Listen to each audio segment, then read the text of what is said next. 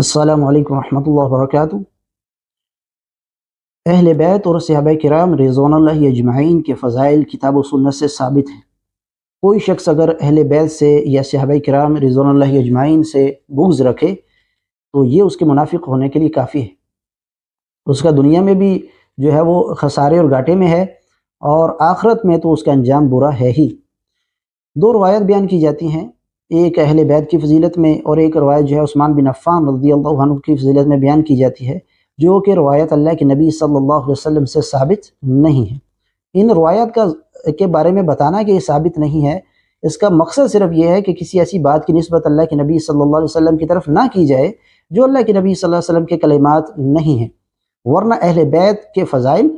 اور صحابہ کرام رضوان اللہ اجمعین کے فضائل جو ہیں وہ کتاب و سنت کے بہت سے دلائل بہت سے جو ہے نصوص سے ثابت ہیں۔ یہ سنن ترمذی 3709 نمبر پر روایت ہے کہ اللہ کے نبی صلی اللہ علیہ وسلم کے پاس ایک جنازہ لایا گیا۔ اللہ کے نبی صلی اللہ علیہ وسلم نے اس پر نماز نہیں پڑھی۔ پوچھا گیا کہ آپ نے اس کے اوپر جو ہے اس سے پہلے تو آپ نے ایسا نہیں کیا، تو آپ اس کے اوپر نماز کیوں نہیں پڑھتے؟ تو نبی صلی اللہ علیہ وسلم نے فرمایا انہ کان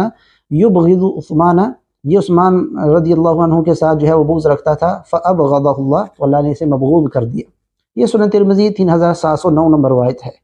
یہ کتاب المناقب کے اندر عثمان بن عفان رضی اللہ عنہ کے فضائل کے اندر امام ترمذی اس روایت کو لائے ہیں، جبکہ روایت ثابت نہیں ہے۔ اس روایت کے اندر جو ہے محمد بن زیاد جو راوی ہے، محمد بن زیاد،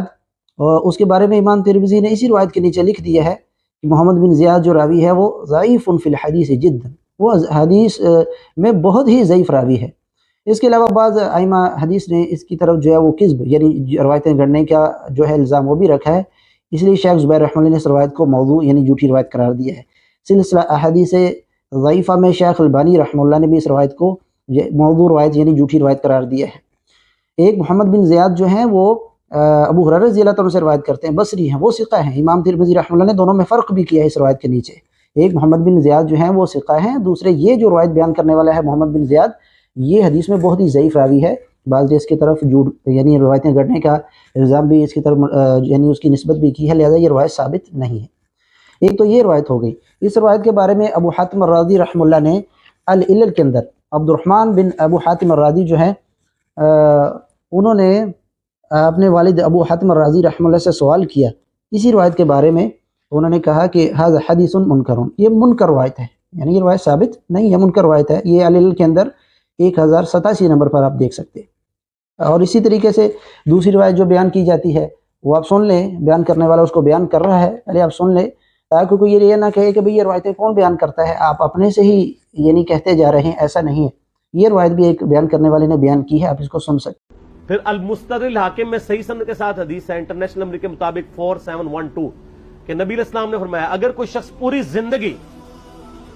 حجر اسود اور مقام ابراہیم کے درمیان نمازیں پڑھتا رہے اور روزے رکھتا رہے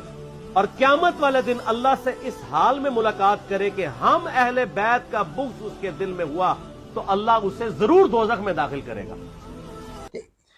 جی ناظرین، آپ نے سن لی، اگر کوئی شخص مقام ابراہیم اور حجر اسود کے درمیان جو ہے وہ نماز پڑھتا رہے اور روزے رکھتا رہے اور وہ اہل بیت سے بغض رکھنے والا ہو تو وہ ضرور جو ہے وہ جہنم میں داخل ہوگا۔ یہ مستدرک حاکم کے اندر 4712 نمبر، اور بیان کرنے والے نے کہا کہ انٹرنیشنل نمبرنگ کے مطابق 4712 نمبر روایت ہے اور صحیح سند کے ساتھ ہے، جبکہ یہ روایت بھی جو ہے اس کو ابو حاتم الرازی رحمہ اللہ نے اسی کتاب میں منکر قرار دیا ہے 2624 نمبر پر۔ عبد الرحمن بن ابو حاتم الرازی جو ہیں وہ اپنے والد ابو حاتم الرازی رحمہ اللہ سے سوال کرتے ہیں کہ یہ روایت کیسی ہے، تو انہوں نے کہا کہ ھذا حدیث منکر، یہ روایت بھی منکر ہے، یعنی یہ جو روایت بیان کی گئی مستدرک حاکم کی یہ روایت بھی منکر ہے۔ اب جو شخص یہ روایت بیان کر رہا ہے اس کے بارے میں جائزہ لیں کہ جب کہا جائے گا کہ اہل بیت سے بغض رکھنے والا اگر حجر اسود اور مقام ابراہیم کے درمیان نمازیں پڑھتا رہے تو پھر بھی جہنم میں داخل ہوگا، آگ میں داخل ہوگا، ہمیں اس میں ذرا برابر بھی جو ہے شک و شبہ نہیں ہے۔ اہل بیت سے بغض رکھنا جو ہے وہ منافقت ہے، اور ایسے شخص کا ٹھکانہ جو جہنم ہی ہو سکتا ہے۔ اسی طریقے سے صحابہ کرام سے بغض رکھنے والا شخص بھی وہ جہنمی ہے، اس کا ٹھکانہ برا ہی ہو سکتا ہے۔ لیکن جو شخص جو ہے اس روایت کو بیان کر رہا ہے فی الحال آج کی تاریخ تک تو اس کے نزدیک نبی صلی اللہ علیہ وسلم کی ازواج بھی اہل بیت میں سے ہیں نا، اور یہی وہ شخص ہے جس نے نبی صلی اللہ علیہ وسلم کی زوجہ ام المؤمنین عائشہ رضی اللہ تعالیٰ عنہ کو ظالم کہا، اور پھر اس کا الزام اللہ کے نبی صلی اللہ علیہ وسلم پر لگا دیا کہ اللہ کے نبی صلی اللہ علیہ وسلم نے فرمایا ام المؤمنین عائشہ رضی اللہ تعالیٰ عنہ کو ظالم۔ جنگ جمل کے معاملہ کو لے کر اس شخص نے اپنا بغض نکالا ام المؤمنین عائشہ رضی اللہ تعالیٰ عنہ پر، جیسا کہ آپ اس ویڈیو میں سن سکتے ہیں۔ سیدہ عائشہ کو پورے احترام کے ساتھ رخصت کیا، کہا تو آج بھی ہماری ماں ہے، یہ جو کچھ تو نے کیا یہ معاملہ غلط ہے، مجھے نبی علیہ السلام نے فرمایا تھا۔ مسند احمد میں یہ حدیث ہے کہ سیدنا علی کہتے ہیں کہ ایک دفعہ نبی صلی اللہ علیہ وسلم نے فرمایا کہ تیرا جھگڑا ہوگا ایک دفعہ عائشہ کے ساتھ، تو حضرت علی نے کہا میں بڑا ظالم ہوں گا یا رسول اللہ کہ میں آپ کی بیوی کے ساتھ جھگڑا کروں گا؟ آپ فرمایا نہیں، وہ ظالم ہوگی اس وقت۔ تو یا رسول اللہ آپ مجھے کیا حکم دیتے ہیں؟ فرمایا کہ وہ جب ظلم کرے گی تو تم اس کو واپس چھوڑ آنا جہاں سے وہ آئی تھی۔ جی ناظرین، آپ نے سن لیا، ایک طرف یہ روایت بیان کرنا کہ اگر کوئی شخص مقام ابراہیم اور حجر اسود کے درمیان جو ہے وہ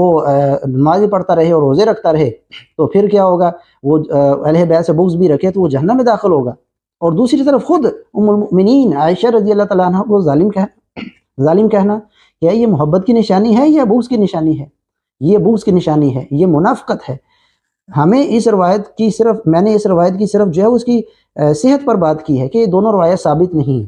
ہم تو اہل بیت سے بغض رکھنے والے کو منافق سمجھتے ہیں، جیسے صحابہ کرام رضوان اللہ اجمعین سے بغض رکھنے والے کو، وفاق رکھنے والے کو منافق سمجھتے ہیں۔ ان سے بغض رکھنے والا منافق ہے، اس پر کتاب و سنت کے بہت سے دلائل ہیں، لیکن میں یہ بتانا چاہ رہا ہوں کہ یہ شخص خود یہ روایت بیان کرتا ہے جو کہ ثابت نہیں تھی، لیکن اس روایت کو بیان کر کے جو ہے وہ یعنی لوگوں کے سامنے زور و شور سے بیان کرنا اور خود ہی اہل بیت کی توہین بھی کرنا۔ اس کے علاوہ اس نے عقیل بن ابی طالب جو علی رضی اللہ تعالیٰ کے بھائی ہیں وہ بھی اہل بیت میں سے ہیں، رضی اللہ عنہ، صحابی بھی ہیں، ان کی بھی اس نے توہین کی ہوئی ہے، ان کو مال کا حریص قرار دیا ہوا ہے، جیسا کہ آپ سن سکتے ہیں۔ تو یہ بتائیے کہ آپ مکہ شریف واپس جائیں گے یا رہیں گے یا مدینہ سے واپس آ جائیں گے؟ تو آپ صلی اللہ علیہ وسلم نے فرمایا عقیل نے کوئی ہماری جائیداد چھوڑی ہے مکے میں؟ سب کچھ ہی بیچ کے کھا گیا۔ تو اس نے کچھ چیز چھوڑی ہو تو ہم مکے میں رہیں؟ ہمارا تو مکان پورا بنو ہاشم کے ساری جائیداد بیچ کے کھا گیا ہے عقیل ابن ابی طالب، تو ہم کہاں مکے میں رہیں گے؟ ہم مدینے واپس ہی آئیں گے۔ یہ میں نے آپ کو ہلکی سی جھلک کروائی ہے ایک مینٹیلٹی کی، ٹھیک نا جی، مینٹیلٹی، تھوڑی سی مینٹیلٹی بتائی ہے۔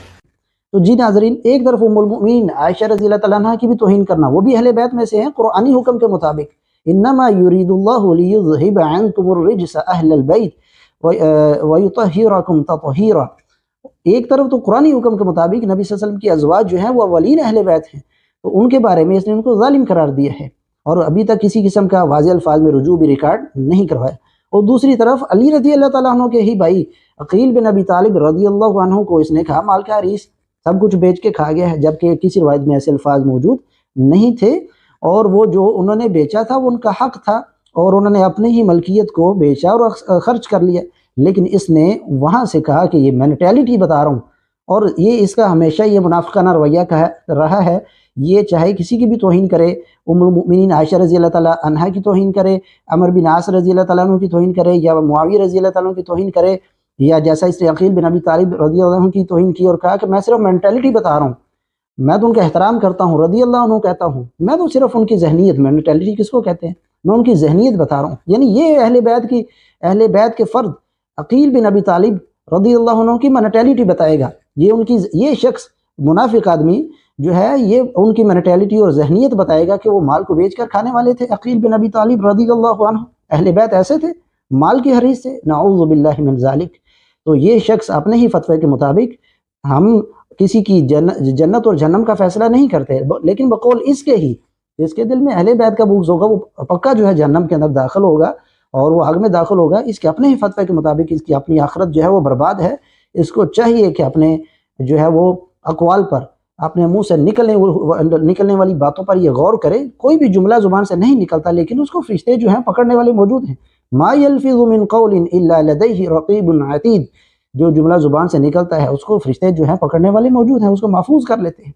اس کو چاہیے کہ اپنی آخرت کی فکر کرے، اور جو لوگ اس کے فالوور ہیں، جو لوگ جن لوگوں نے اس کی دم پکڑی ہوئی ہے، جو لوگ اس کو پروموٹ کرتے ہیں اور کہتے ہیں کہ یہ عالم ہے، ان کو فکر کر لینی چاہیے کہ جاہل آدمی ہے، اور اس کا کتاب و سنت کے دلائل کے ساتھ کچھ لینا دینا نہیں، اس طرح کی ضعیف روایت بھی بیان کرتا ہے۔ اور دوسرا یہ ہے کہ یہ خود ہی اہل بیت کی توہین کرنے والا ہے۔ اللہ ہمیں اہل بیت اور صحابہ کرام رضوان اللہ اجمعین کی محبت پر زندہ رکھے، اور اللہ ہمارا حشر جو ہے وہ انہی کے ساتھ کرے۔